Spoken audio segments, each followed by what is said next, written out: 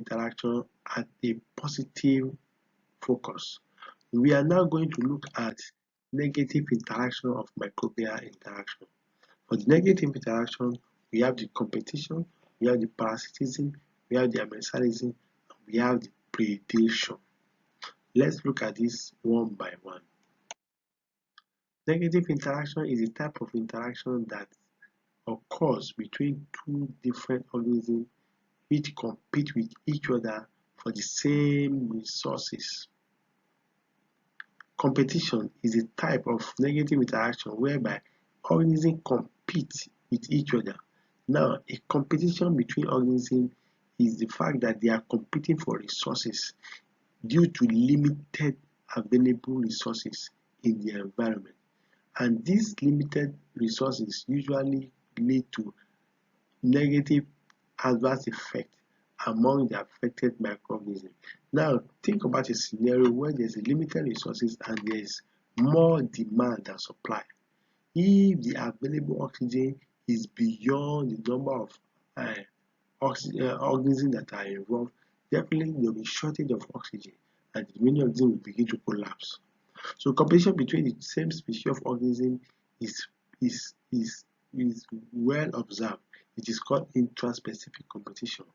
And the competition between organisms or different species is also well known. It is called interspecific competition. Therefore, the effect of competition is negatively impacted and is due to microbial interaction, and it occurs between intraspecific and interspecific interaction.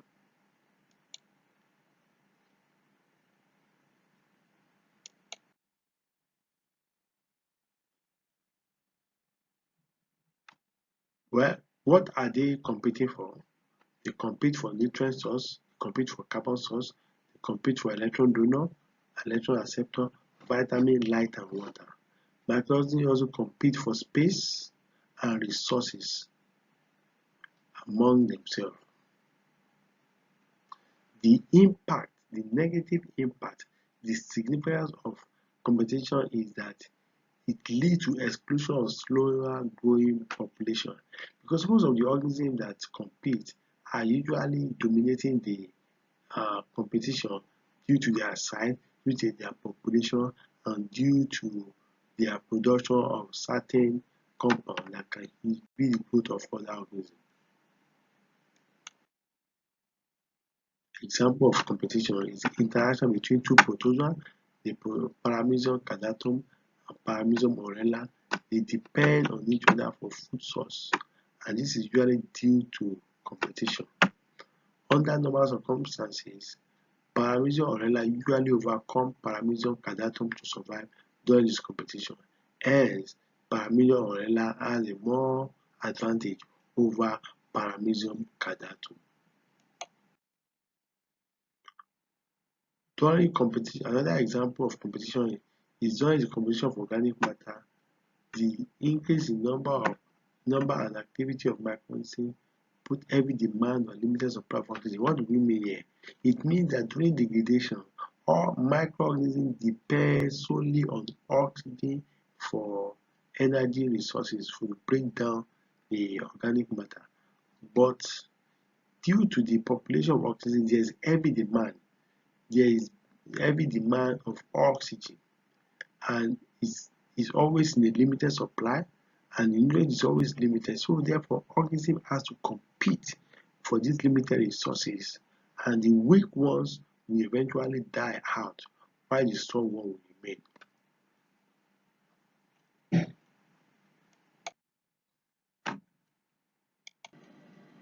Another type of negative interaction is predation.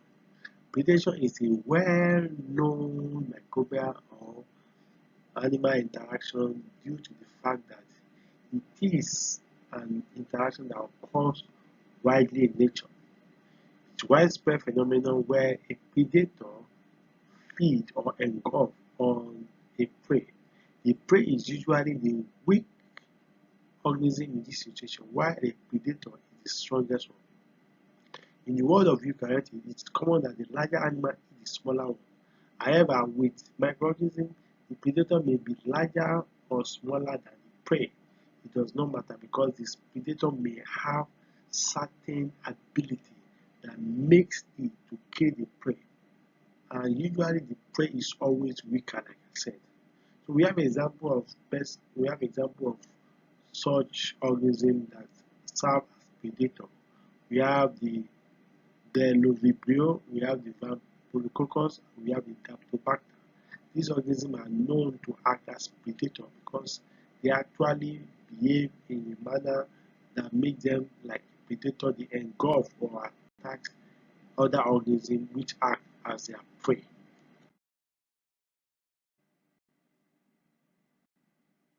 Example in this situation are the three organisms. Each one of them has unique mode of attack against a susceptible bacteria. When we say bacteria, means bacteria that have no means of defense, have no means of resistance. They are just exposed to attack based on antimicrobial drugs and based on predator. So we have number one among the type of uh, predating organism, we have the epibiotic predator, which grows on the surface of the prey. So they behave in a manner that makes them to grow on the surface of the prey and cause the death of the prey. Example is Vampyrococcus. We also have periplasmic predator. These are organisms that grow in between the inner and outer membrane of the bacteria. For every bacteria, especially gram-negative bacteria, there's a space that is called periplasmic space. This periplasmic space is the area where we have enzymes that help the organism to fight against foreign bodies. So these predators dwell in this periplasmic space, and it has been reported that this organism usually cause the death of its host. So we also have cytoplasmic predator, which that grows in the cytoplasm of the prey and cause the death of the prey. Example is Daptobacter. So parasitism occur when one species of organism one species obtain nutrients from another organism for the purpose of cell growth or survival. So parasitism actually microorganisms that behave like a parasite, they, they hijack the metabolic mechanism of growth or manufacturing of food, or any mechanism that is beneficial to host, they hijack it for their own purpose. And once the purpose is achieved, they may discard the host, or they may kill the host, or may render the host useless. Parasite display two types. We have the organism that actually benefit from the parasitism, and we have the organism that suffers from the parasitism. So we have example of parasitism. The first is the one that has to do with microparasitism, which is microparasitism, fungus interaction, which is brought about by the interaction by fungus, and this interaction is called microparasitism. The parasitic fungus here is called hyperparasite, while the parasitized fungus is called hypoparasite. I hope you understand. The organism that brings about parasitism is called hyperparasite, while the organism that is under protection, or is the one that is being attacked, the one that is being served as prey, is called hypoparasite. Another example we're going to look at is the micro interaction under macrophagy. Macrophagy or fungivory is the process in which different organisms consume fungi. So we have organisms that consume fungi, including bacteria, including protozoans. These organisms are known to feed on pathogenic fungi, and they behave as a predator, while the fungi behave as a prey in this situation. So the last one here we have bacteriovoids. Bacteriovoids are free living bacteria, are free living. Generally, they are heterotrophic organisms, and they are microscopic. They usually obtain their energy from nutrients, primarily from consumption of bacteria. Many of these amoeba, which consume bacterioids as well as the other type of protozoans. So what they do in this type of organisms is that they are the ones that feed on bacteria. They feed on bacteria and they ensure that the bacteria become their own source of food.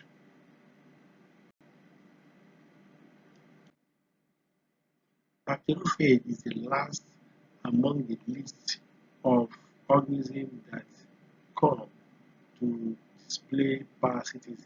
A bacteriophage is a typical virus that attacks bacteria, and we call it phage.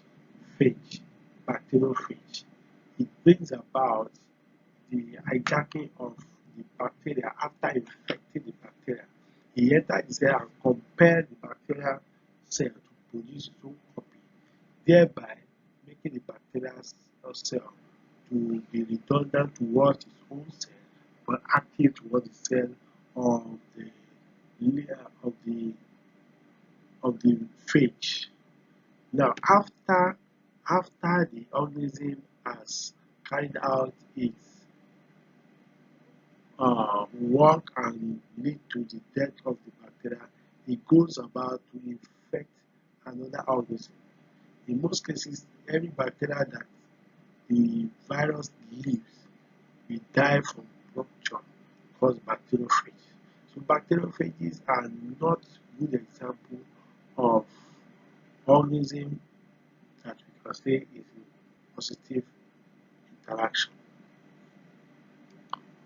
However, bacteriophage has its own positive beneficial role in the sense that they are now being incorporated as antimicrobial treatment so that they can act as treatment against bacteria that are causing disease since they are specific in their activity. So bacteriophage are also specific, the vivals are specific, so they can actually attack bacteria that's causing disease and be neutralized. That is for the therapeutic use of bacteriophages. Amensalism is the last among the list of the types of negative interaction among microorganisms. It is a typical type of interaction that is found with microorganisms that produce toxic substances in an environment. It is a unidirectional process based on the fact that only one organism is involved, but its action leads to death of every other organism. It does not interact with the other organism, it interacts with the environment. It produces toxic substance in its own environment, thereby leading to the inhibition or the killing of every other organism that are associated in that environment, crossing the borderline of the toxic product that is being produced or synthesized or manufactured or released into the environment. A classical example of commensalism is the production of antibiotics that can inhibit or kill a susceptible bacteria. When we say susceptible bacteria, we are talking about bacteria that has no ability to restrict, to resist, or to overcome the antimicrobial agent or to overcome the predator or to overcome every effect of the adverse condition that may lead to its death. So the destruction of the bread, the destructive effect of the bread mold with penicillin against other bacteria in the environment is the fact that it is able to secrete penicillin across its own zone, and this penicillin has been found to be potent against microorganisms and preventing them from growth. Many of them will die as a result of the fact that they cross the line. So amensalism is a negative interaction leading to the death of one organism while the other organism survive. By this, we have come to the end of this lecture, and if you have any question, I'll be happy to answer your question. In general, microbial interaction has its own significance. Just like we have said in the beginning, microbial interaction help us to know the health of the community, ecosystem, or the microbial environment. And this will allow scientists to be able to predict, to forecast, or to be able to analyze the dwindling microbial community or the increasing microbial community. When the environment is favorable to microorganisms, they increase in population. But when the environment is unfavorable, the population reduces. One of the reasons why population reduces is the effect of negative interaction, which lead to death of microorganisms. Thank you very much and have a wonderful day. Next lecture will be dropped. Don't forget to click subscribe so that we encourage us to release